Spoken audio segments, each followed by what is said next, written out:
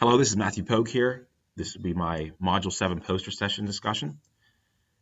Throughout this presentation, I'm going to be pulling everything together. I'll be discussing my philosophy for online teaching, give an explanation of the online unit that I plan to teach, provide different ways that I'll integrate synchronous and asynchronous tools, as well as collaborative tools that I'll have my students use. I'll consider different management assessment approaches, and last, provide any big questions that I have coming out of this class. So, first off, my philosophy of online teaching. Uh, Teaching online is something I've considered in the past and more recently. I took this class because I wanted to learn more about it. I wanted to have an understanding of what could potentially be some online tools I could use to present information, some collaborative tools I could use with my students. But it all goes back to the idea that we discussed earlier in the class that good teaching is good teaching no matter what form you use it in, whether that be online or in the traditional classroom setting. Um, After this class, I plan on taking a lot of the things that I've learned throughout this course and implementing it into my current classroom situation to kind of create a more hybrid or blended course, if you will. So I look forward to using these different strategies and tools with my world geography class.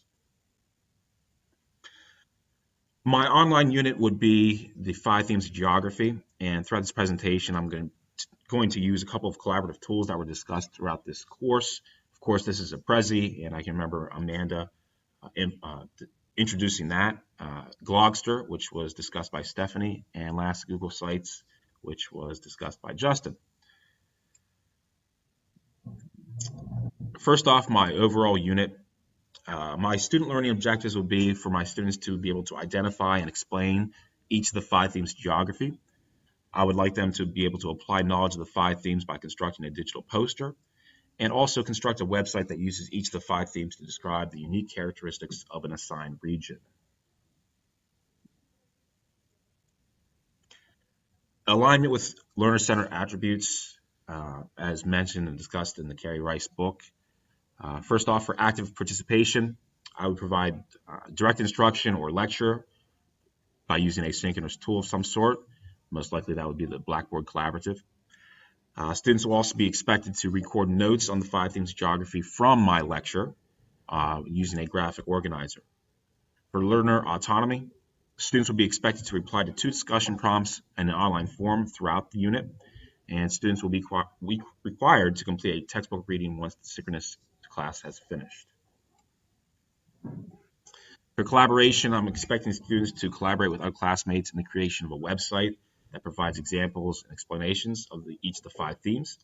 For an authentic assessment, I plan on creating some sort of online quiz using multiple choice, true, false, matching type questions. And the fact that students also have to create a 5 themes Glogster, that would be an authentic assessment as well.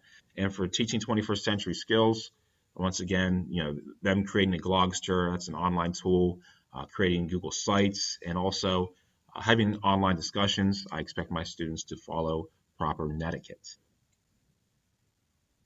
Synchronous approaches. Earlier in the class, I used the Blackboard Collaborative as my way to um, perform a synchronous class, if you will. I was pretty comfortable with it. I liked it. So if I had the opportunity, I think I would use that again. I plan on uploading the 5 themes geography PowerPoint presentation and performing an online lecture that students would take notes from.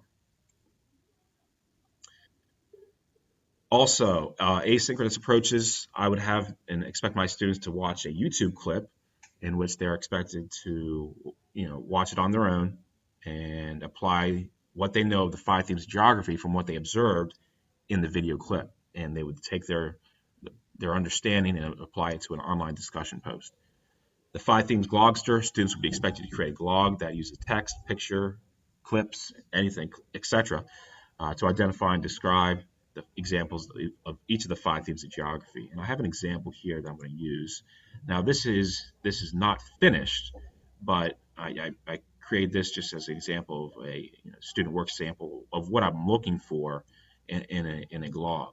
Identifying each of the 5 themes, applying pictures, text, and giving a brief description for each of the 5 themes. So that's kind of what I was looking for this student Glogster.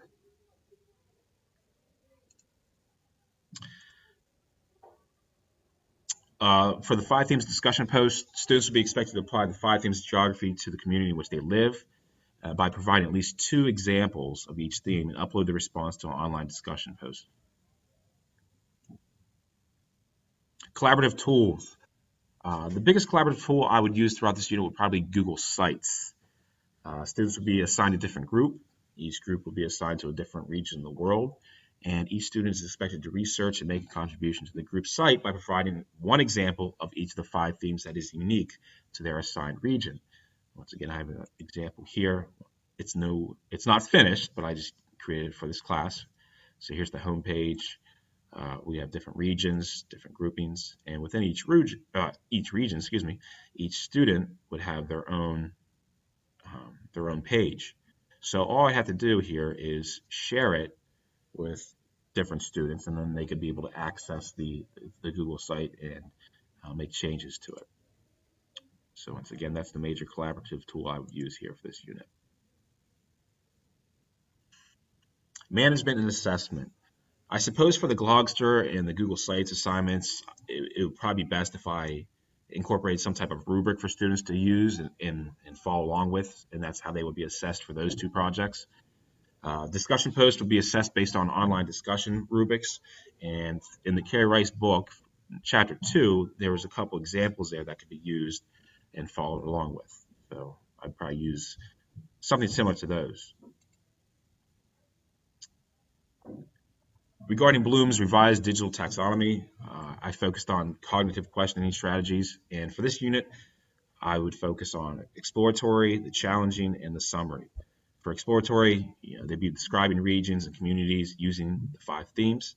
For challenging, they'd have to classify and categorize the 5 themes throughout the unit.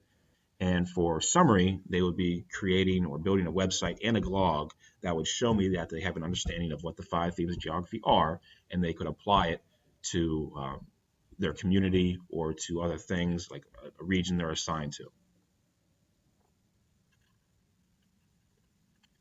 For managing online discussions, I'd have to focus on the physical structure of my online course. It gave great examples of what to do and how to create your course, some things to offer there for discussions. I'd have to create multiple forums for discussions, forums for content, and areas where individual students could, ask me individual questions that they had. So, basically creating various threads throughout my course and my online class for different forms and purposes. Last, my ahas and my big questions coming out of this class. First off, one of the biggest questions I have is, what's the job market like for online teachers in the area where I live? One thing I thought about doing was, okay, I don't want to quit my teaching job here where I currently work, but is there a way that I could potentially maybe teach online courses over the summer as a summer job? So that's something I was thinking. And if so, how do I go about obtaining an online teaching job? Next, what's next? Which course in the program will be offered next, and when will I be able to take it? During one of the discussion posts, the question was asked, are we interested in continuing on with the program with the certificate for online teaching? And I did show an interest in it. I would like to continue taking the courses, so that's something I'm looking for. And for the AHA, I found myself evaluating not only the structure of this class, but also looking back on other classes I've taken online, and I applied a lot of the principles and discussions that we've had throughout the class and the different examples provided by the Carrie Rice book to those classes. And for this course, it's easy to see that Ollie and John really did a great job of following along with the structure that was laid out in the Carrie Rice book. They applied a lot of the principles she talked about in her book with the class that we're taking. So that was kind of cool to see that. And it would be easy for me to, if I were to create an online class, use that textbook and use this course kind of as a guideline for how to create an online course and what my online course should look like.